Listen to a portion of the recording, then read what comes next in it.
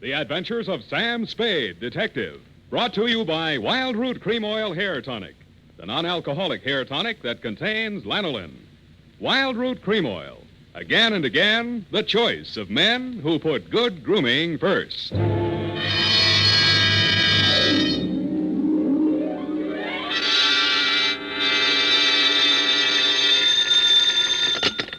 Spade Detective Agency. That is the correct answer. You have just won $104 million, 6 deep freeze units, a stable of polo ponies with matching saddle soap, a terry cloth robe with chocolate bars pre-melted into the pockets, and a full-size, real, honest-to-goodness dreadnought, such as is used by Uncle Sam's Navy. Oh, I'm sorry you'll have to call back.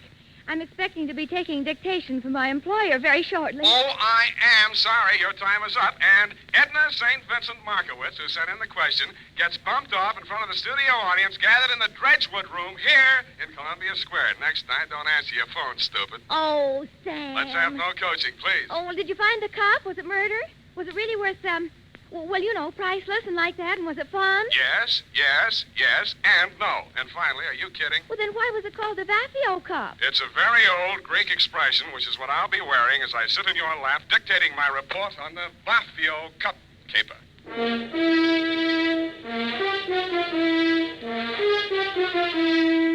Dashiell Hammett, America's leading detective fiction writer and creator of Sam Spade, the hard-boiled private eye, and William Spier, radio's outstanding producer-director of mystery and crime drama, join their talents to make your hair stand on end with the adventures of Sam Spade.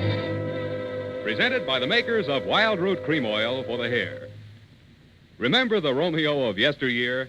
Hair parted in the middle, all plastered down? Man, what a difference today. Today, all a guy has to do to impress a gal is use Wild Root Cream Oil Hair Tonic. Wild Root Cream Oil grooms the hair neatly and naturally, relieves dryness, and removes loose dandruff.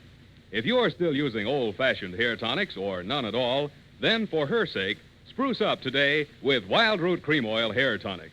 In bottles or the handy new tube, it's again and again the choice of men who put good grooming first. And now, with Howard Duff starring as Spade, Wild Root brings to the air the greatest private detective of them all in the adventures of Sam Spade.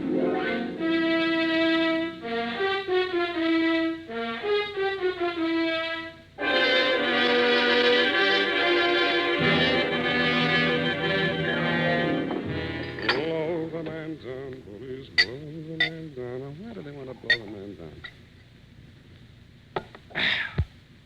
Date, August 22nd, 1948, to Jethro Chiswick, Esquire. Oh, spelling, Sam.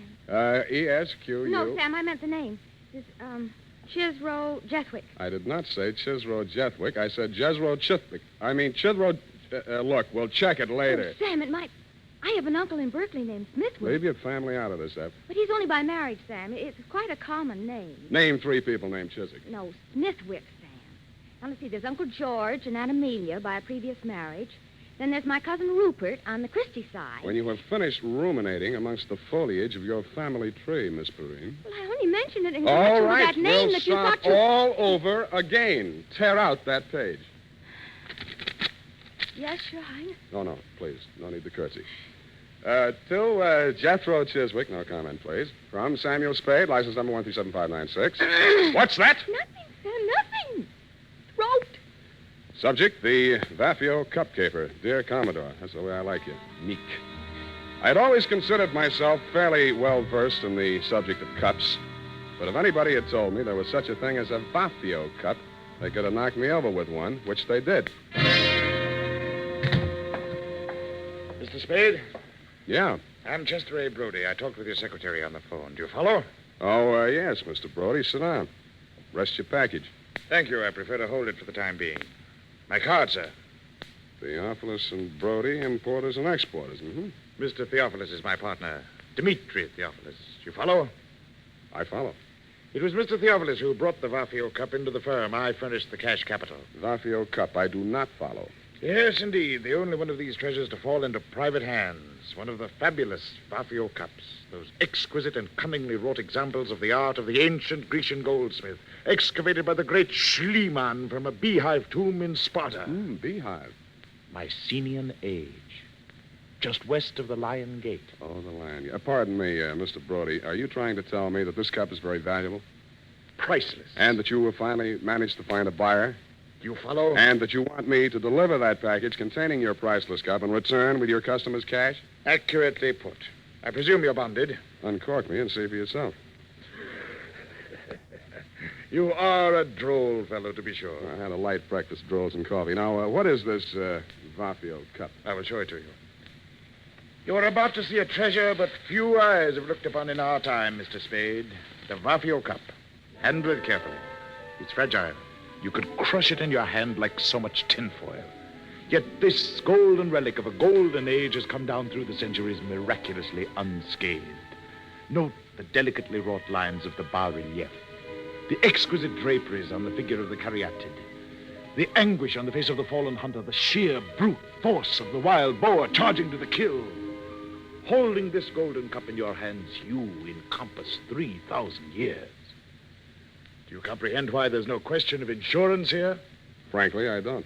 My dear man, an item such as this is worth only as much as a collector will pay for it. This particular collector has offered $200,000. It might never be offered again. You follow? I follow. Very well. Here's your fee, $100. I follow. And here is the address of my client in Los Angeles, Commodore Jethro Chiswick. Oh, now, wait a minute. You will take the noon train. Any questions? Yeah, why can't I go on a plane? Because I've placed an item in this afternoon's papers to the effect that the treasure is to be transported by plane. If I were a gunner and I read that item, I'd take the train. That would be your first thought. Then you would think they're saying they're taking the plane to make me think they're taking the train. Therefore, you would take the plane after all. Oh, would you? If you were really clever, you might say they're taking the plane to make one think it's the train, so I'll take the plane after all, and therefore... Never mind. By this time, he's decided on the bus. The train is perfectly safe. You follow?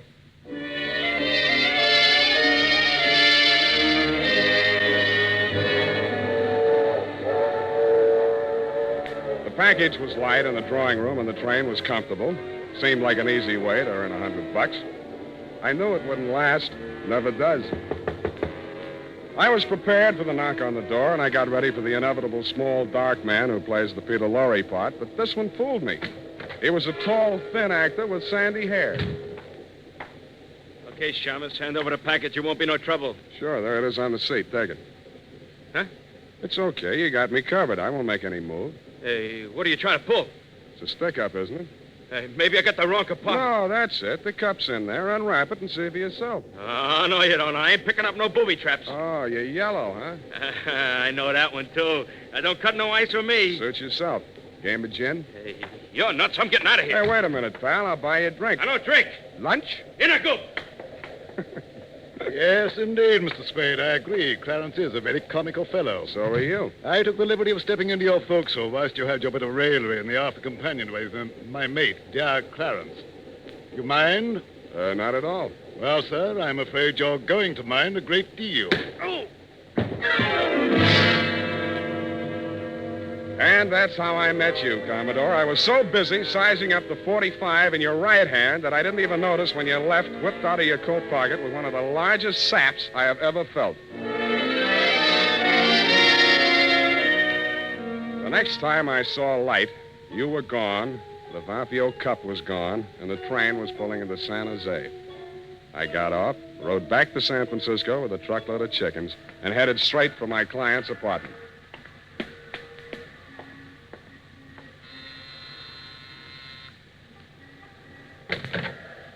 You got here quick. Yeah, Come in. thanks.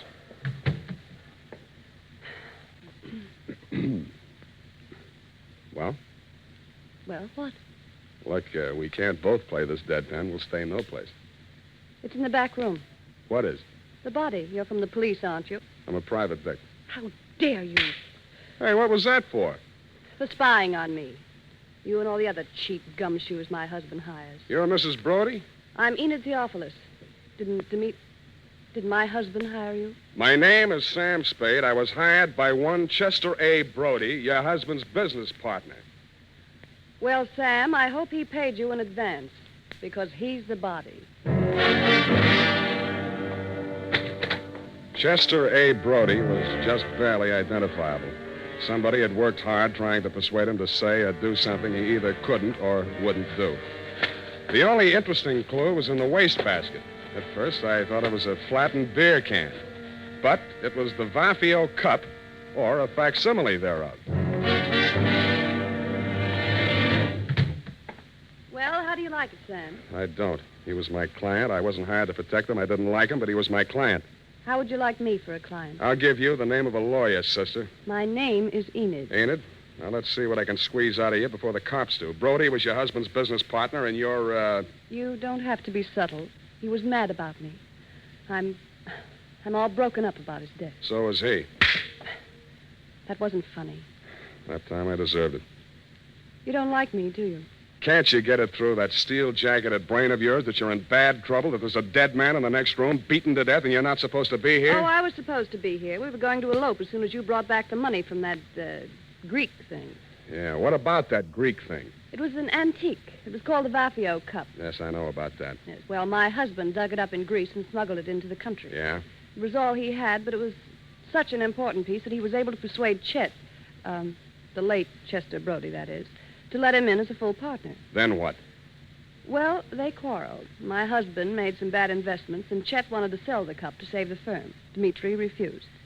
I didn't think it was fair, so I got the keys to his safety deposit box where the cup was, and Chet arranged to sell it to the Commodore. Did you get the money from the Commodore? All I got from the Commodore was lumps. He stole the cup? Roger. You've got to get it back. I've got it. Where? Here, take a look.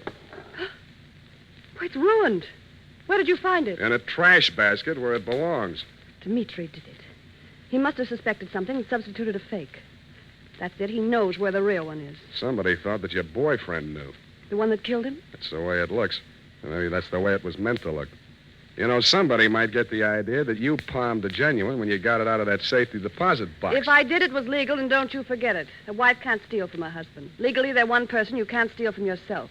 That's the law. I was wrong. You don't need a lawyer. Will you help me? I may hurt you, and it'll cost you anyway. I know what's good for me. Money. Find that cup.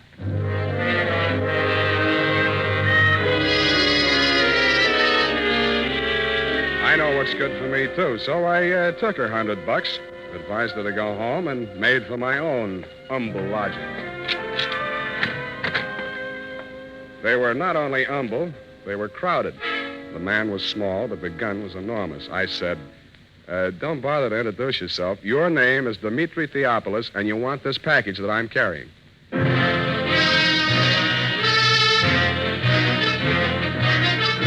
The makers of Wild Root Cream Oil are presenting the weekly Sunday adventure of Dashiell Hammett's famous private detective, Sam Spade.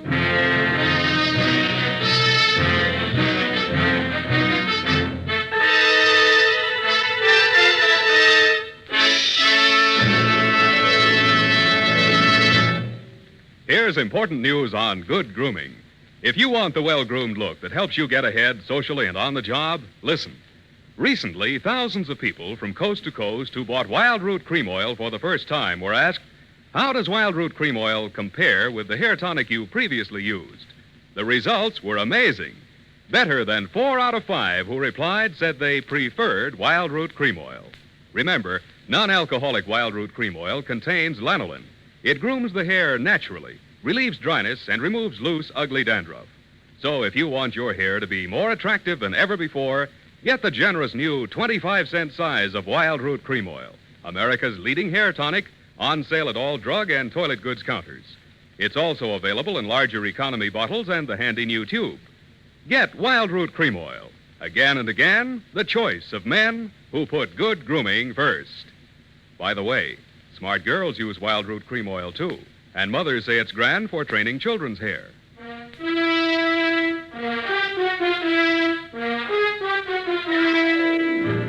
And now, back to the Vaphio Cup Caper. Tonight's adventure with Sam Spade.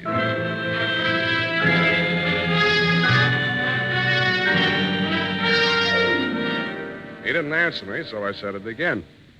Don't bother to introduce yourself. Your name is Dmitri Theopolis, and you want this package that I'm carrying. Of that be assured. You obtained this from my dear wife. And how did you find my darling? Not at the city pound, surprisingly enough. Oh, you know my dear wife. How soon you know my darling so well, more than I, her husband? Is it possible? I don't know, is it? I don't know either. I employ a detective. Not this one. I have need. My poor partner, Mr. Brody. You are interested? If you are interesting about who killed your partner, that's one thing. But if you want somebody to dig out your family secrets, that is nothing. With me, you are, shall we say, no place. But why don't I get the right to know? There'll be no trouble, no scandal, no divorcement suing. Of that be assured.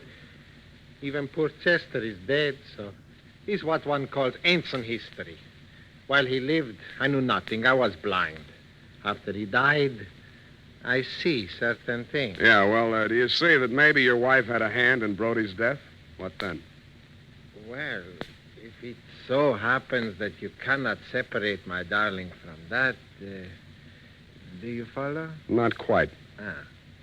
I'm not an old man, Well, I wouldn't but say my that. dear wife is but 22 and a truly lovely person. Yeah, she's all right. Would it not be the part of husbandly wisdom to have, shall I say, a hold over her? If she's guilty, you won't need it. Good. Please, I cannot hold the gun and handle my wallet at the same time. Please. No, thanks. You keep the gun. I'll take the wallet. Oh, you trust me. You will work for me. Yeah, I'll work for anybody. Here, I left your cab fare. Oh, assuredly you are so very kind. Oh, I'm not so Now kind. the package, yes? No. Then I don't hesitate to suit you. Oh, wait a minute. Yes? This is the fake. You sure you want this? Assuredly, yes. A man has already been killed for it. Your life's a high price to pay for a fake, though fancy, tin cup. You still think that's the price? Brother, I know it. Then you know I will kill you for it. Okay, if it means that much to you, and I guess it does, it's all yours. Okay, thank you. Okay. Please remain where you are. If you follow me, I will surely suit you.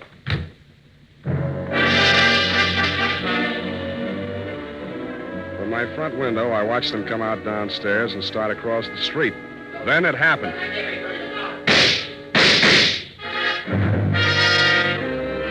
I saw the gun flash as it fired, and Theophilus slumped to the pavement. The package slid away from him into the gutter. I beat it down to him. He'd taken all 3 pellets in the midsection from close range. His pulse fluttered once or twice and then stopped. When I went to look for the package, it wasn't there. I called homicide and waited until they took him away. When I told Lieutenant Dundee what I had in mind, he congratulated me on my brilliant scheme and told me to go ahead with it. That was his mistake. I even talked him out of assigning any of his harness men to watch my building for the next couple of hours. That was my mistake. I went upstairs, opened the bottle, and waited for your knock on my door, Commodore. Well, sir, a man would almost think you expected us. Keep a weather eye on him, Clarence. Don't let him get lured. Aye, sir.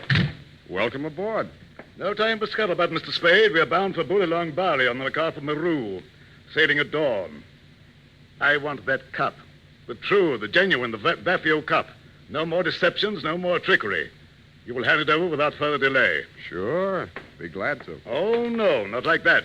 You will tell Clarence where it is stowed, and Clarence will fetch it above decks. Why, you old barnacle. Theophilus never had his mitts on a genuine Vaphio Cup. Bilge water, sir. When Theophilus landed in San Francisco, he didn't have a farthing. Now he owes $500,000. If he hadn't got the genuine cup, how could he have borrowed all that money? Because a bunch of morons like you believed he had it. Blast my binnacles, man. You sound as though you believed what you're saying. Look, Commodore, you're interested in high finance. Now, how did Ivor Kruger make his millions? Why, matches. He was the match king, sir. Matches had nothing to do with it, Commodore. He started out with $15 million worth of phony government bonds that he printed himself. Follow? They weren't even good counterfeits, but he was smart enough not to try and cash them. He just kept them in a safety deposit box and borrowed money. Theophilus used his phony Vaphio Cup the same way. Blast my binnacles, man. You sound as though you believe what you're saying. That has a familiar ring to it. I do. And I'll tell you why. He knew that was the fake in the package when he held me up for it. He was willing to risk his own life to get it out of circulation. Dash my timbers. Old Theophilus has left us without a shot in the locker. You steered us onto the shoals. We're on our beam ends. Hey, turn him off, Commodore. You're pumping bilge flush. We better haul our wind. Yes, indeed. I'm afraid it's getting rather warm in San Francisco. Bullylong beckons. You won't make it past the potato patch. What? The cops are going to want some answers about a couple of stiffs you left behind in San Francisco. I'm glad you reminded me. Shall I plug him? No, we're taking him with us. Oh, that's what you think. Take it easy, mate. This ain't gonna hurt a bit.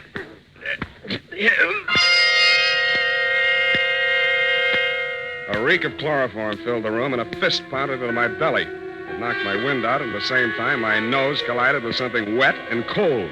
I swung out, but didn't connect. Before I could swing again, the room blurred, and a ceiling light floated down to meet me. Then the lights went out altogether.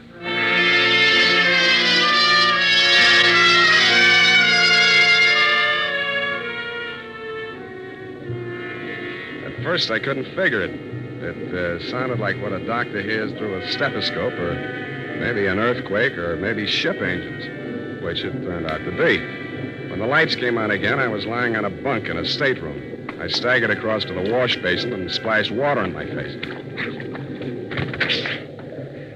Hello, you. Oh, Enid, as I hardly live and breathe. It could get worse. Yeah, where are we? Oh, not very far out. Not past the Farallon. Good. I'm a stowaway, and they'll put me off with the pilot. Oh, no, you're not. Your passage is paid. Mine? It is, huh? It is. Do you know who you are? Who am I? Chester Brody. Then I'm dead. They'll bury me at sea. Roger. Who are you?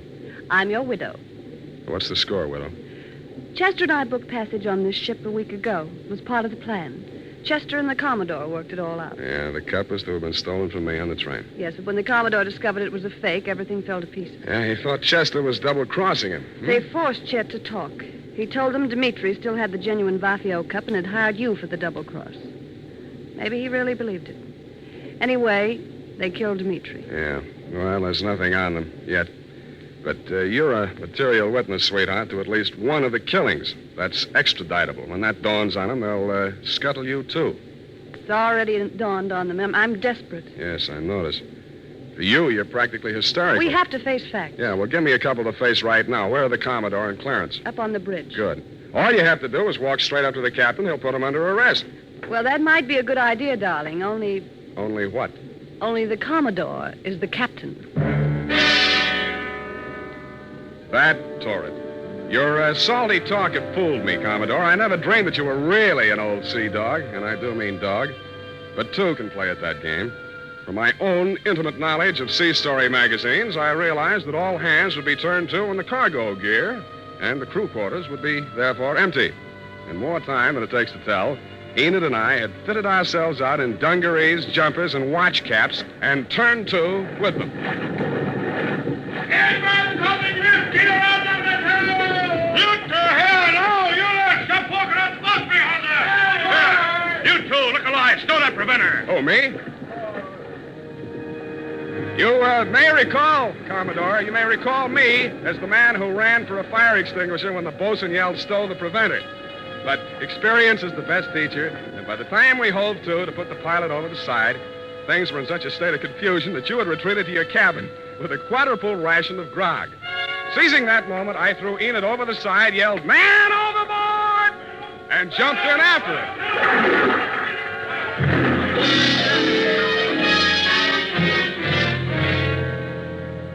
Once safely aboard the pilot schooner, we revealed our true identity, and a merry laugh was enjoyed by all. It dropped us at the foot of Market, and we waved warm farewells to our erstwhile rescuers, then to the snug haven of my office in a friendly cup, if you'll pardon the expression, in the grateful warmth of a gas radiator. Unhealthy. Who, me? Gas fumes. Why don't you move into a building with steam heat? I like this building. I've been here for a long time. You don't make much money, do you? You don't have to rub it in. It's a living. You happy? Sure I am. Well, guess it's all right then. You know, sweetheart, there's something missing in you. Oh? What? I don't know. Then how do you know? Forget it. Well, I guess I'll go. Do you mind if I don't see you to the door? Why should I? What? Hey, you are human. Yeah, they're wet. Go ahead, sweetheart. Cry all you want to. It's been tough. You shouldn't have kept it bottled up this long. No, it's not what you think. Well, what is it? It's you. You're so nice. I'm nice. Yeah, but you're no place. You never will be. And neither will I.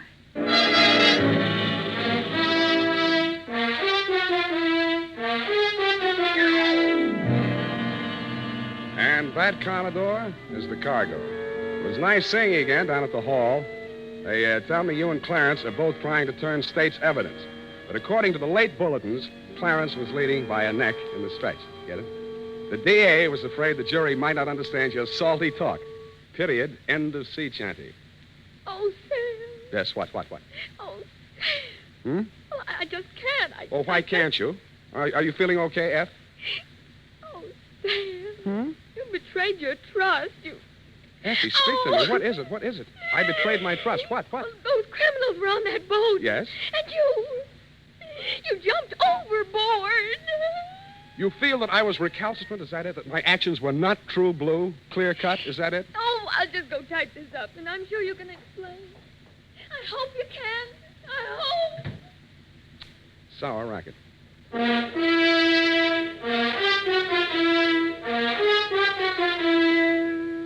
Question. What's the easiest and best way there is to give your hair that well-groomed look? Answer, Wild Root Cream Oil. Yes, non-alcoholic Wild Root Cream Oil with soothing lanolin gives you the advantages considered most important in a hair tonic. It grooms your hair neatly and naturally, relieves annoying dryness, removes loose, ugly dandruff. Call at your drug or toilet goods counter tonight or first thing tomorrow for Wild Root Cream Oil. If you've never tried it before, get the generous new 25-cent bottle just introduced. Also, ask your barber for a professional application of Wild Root Cream Oil Hair Tonic. Again and again, the choice of men who put good grooming first. Oh, here it is, Sam. I hope the spelling is all right. I was so upset. You hate me then? Oh, no. I suppose it's foolish going along thinking that your ideal doesn't have feet of clay. Oh, Sam, I just can't imagine. Don't you think I can explain that? Oh, yes, I'm sure you can explain. But you did.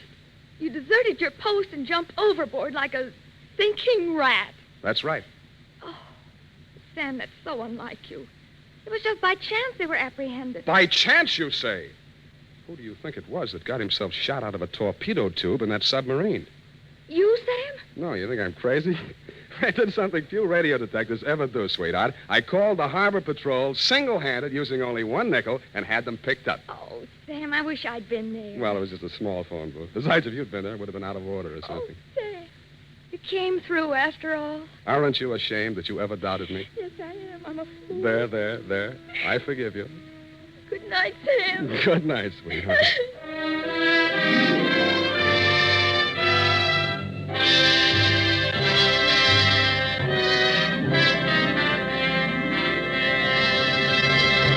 The Adventures of Sam Spade, Dashiell Hammett's famous private detective, are produced and directed by William Spier. Sam Spade is played by Howard Duff. Lurene Tuttle is Effie. The Adventures of Sam Spade are written for radio by Bob Tallman and Gil Dowd. Musical direction is by Lud Gluskin with score composed by Renee Garrigang. Join us again next Sunday when author Dashiell Hammett and producer William Spier join forces for another adventure with Sam Spade. Brought to you by Wild Root Cream Oil. Again and again, the choice of men who put good grooming first. This is Dick Joy reminding you to Get Wild Root Cream Oil, Charlie. It keeps your hair in trim. You see it's non-alcoholic, Charlie. It's made with soothing lanolin. You better get Wild Root Cream Oil, Charlie. Start using it today. You'll find that you will have a tough time, Charlie. Keeping all the gals away. Hiya, Baldy. Get Wild Root right away.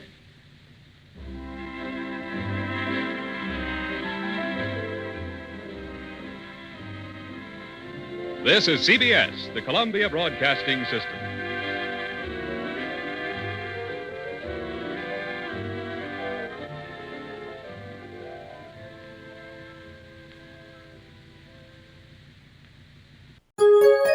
VintageRadioshows.com.